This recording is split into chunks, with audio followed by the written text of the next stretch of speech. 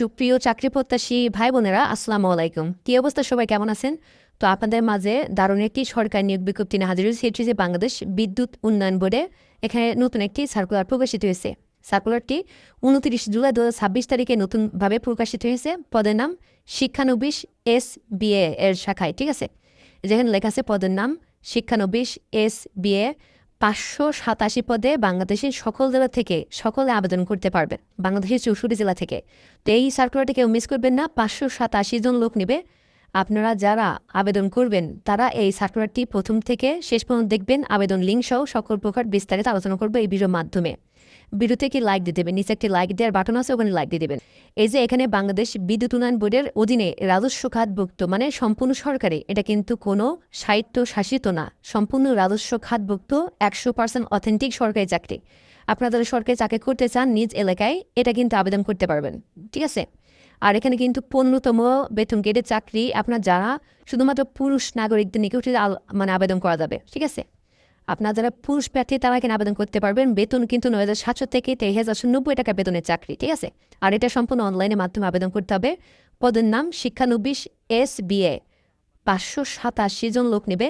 আপনার যারা HSC পাশ করেছেন বিজ্ঞান বিভাগ থেকে অথবা সমমানের বিজ্ঞান বিভাগ আছে তারা এখানে আবেদন করতে পারবেন, ঠিক আছে? যারা ইন্টারমিডিয়েট পাশ করেছেন, সর্বনিম্ন ইন্টারমিডিয়েট পাশ করতে হবে বিজ্ঞান বিভাগ থেকে।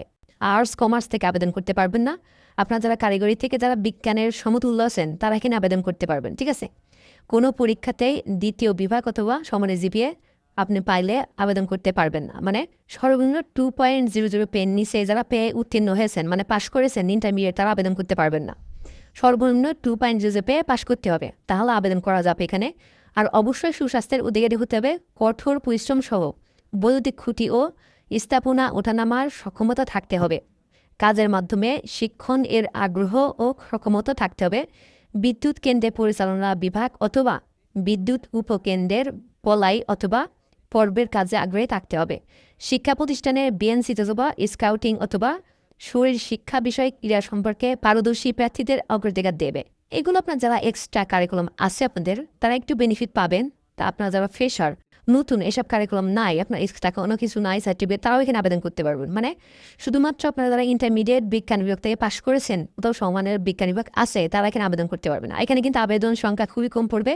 যারা শুধুমাত্র ইন্টারমিডিয়েট পাশ করেছেন বিজ্ঞান বিভাগ, তারা এই যে 587 জন লোক নেবে, এটা কিন্তু কেউ মিস করবেন না, ঠিক আছে? আর এটা কিন্তু সম্পূর্ণ সরকারি, নিজ এলাকায় থেকে চাকরিগুলো করা যাবে, মানে নিজ জেলা বিভাগ থেকে এই চাকরিগুলো করতে পারবেন। আর এখানে বয়স অবশ্যই 1/8/2026 তারিখ অনুযায়ী 18 থেকে 32 বছরের ভিতরে হলে আবেদন করতে পারবেন, ঠিক আছে? আর এটা আবেদন করবেন কিভাবে আমি দেখাই দিচ্ছি, একটু মনোযোগ সহকারে দেখবেন। আবেদন করার জন্য আপনার এই যে গুগলে সার্চ করবেন bpdbstaf.teletor.com.bd, এই ওয়েবসাইটের মাধ্যমে আবেদনগুলো মানে পূরণ করতে হবে অনলাইনে, ঠিক আছে? আর এটা এই সার্কুলারটা বা এই আবেদনপত্রটি কবে থেকে শুরু করতে পারবেন? এই যে আবেদন পূরণ এবং পরীক্ষার ফি জমাদানের শুরুর তারিখ এখানে 3/8/2026 সকাল 10টা থেকে, মানে আগস্ট মাসের 3 তারিখে সকাল 10টা থেকে এই লিঙ্কে গিয়ে আবেদন করতে পারবেন। 3 তারিখের আগে গিয়ে এই লিঙ্কে আপনি আবেদন করতে পারবেন না। সেজন্য এই 3 তারিখ সকাল 10টার পরে থেকে এই লিঙ্কে গিয়ে আবেদনগুলো কমপ্লিট করে নেবেন। আর এখানে আবেদনপত্র জমাদানের শেষ তারিখ 23/8/2026 বিকাল 5টা। আপনারা মনে করছেন যে 23 তারিখ পর্যন্ত আবেদন আছে, আমি আস্তে আস্তে করব। এটা কিন্তু করবেন না। শেষের দিকে আবেদন করলে আপনার সার্ভারের সমস্যা দেখা দেয়, পেমেন্ট নিতে চায় না, অনেক ঝামেলার সম্মুখীন হতে হয়, ঠিক আছে? সেজন্য আপনার 3 তারিখ থেকে শুরু করলে আপনারা 20 তারিখের ভিতরে আবেদনগুলো কমপ্লিট করে নেবেন, ঠিক আছে? আর আবেদন সাবমিট করে বসে থাকলে কিন্তু আবেদন কমপ্লিট হবে না 100%। এটা কিন্তু পেমেন্ট করতে হয়, ঠিক আছে? 2টা SMS এর মাধ্যমে, শুধুমাত্র টেলিটক সিমের মাধ্যমে পেমেন্টই করতে হবে। সরকারি ফি এই যে 112 টাকা আপনার কাটবে। যে কোনো টেলিটক সিম থেকে আপনি এই ফিটা প্রদান করে আপনি আবেদনটি সম্পূর্ণ করে নেবেন, ঠিক আছে? আর এটা কীভাবে আপনি SMS দিবেন? প্রথম SMS BPDBSTAF space user ID. আপনি আবেদন করার পরে যে ইউজার আইডি পাইছেন সেটি এখানে লিখে সেন্ড করবেন 16 নাম্বারে। সেন্ড করার পরে আপনি একটা রিপ্লাই SMS পাবেন। সেই SMS-এ আপনার পিন থাকবে, সে পিন দিয়ে আপনার দ্বিতীয় SMS দিতে হবে। দ্বিতীয় SMS দেওয়ার নিয়ম হচ্ছে BPDBSTAF space E S space pin, যে আপনি রিপ্লেস যে পিনটি পাইছেন সেটা দিয়ে সেন্ড করবেন 16 নাম্বারে। সেন্ড করার পরে আপনার একটি রিপ্লাই SMS আসবে, congratulation applicant name payment complete successfully for আপনার পোস্টের নাম, ঠিক আছে? আপনি যে পোস্টে আবেদন করছেন সেই পোস্টের নাম এবং আপনার ইউজার আইডি পাসওয়ার্ড দিয়ে দেবে। তখন আপনি বুঝবেন যে আপনার আবেদনটি 100% সম্পূর্ণ গেছে। আপনি ইউজার আইডি পাসওয়ার্ড যদি না পান, শুধুমাত্র আপনি সাবমিট করে বসে থাকলে আপনার আবেদনটি সম্পূর্ণ হবে না। সেজন্য অবশ্যই ইউজার আইডি পাসওয়ার্ড আপনি যাদের থেকে আবেদন করে নেবেন বা যে কোনো কম্পিউটার দোকান থেকে অবশ্যই ইউজার আইডি পাসওয়ার্ডকে আপনি বুঝিয়ে নেবেন। তখন আপনি বুঝবেন যে আপনি আবেদনটি 100% সঠিক হয়ে গেছে। এখানে যাদের যোগ্যতা থাকবে অবশ্যই আবেদন করে নেবেন। এটা কিন্তু সম্পূর্ণ সরকারি এবং স্থায়ী চাকরিটি, ঠিক আছে? এটা আপনার স্থায়ী চাকরি, এটা কিন্তু অস্থায়ী না।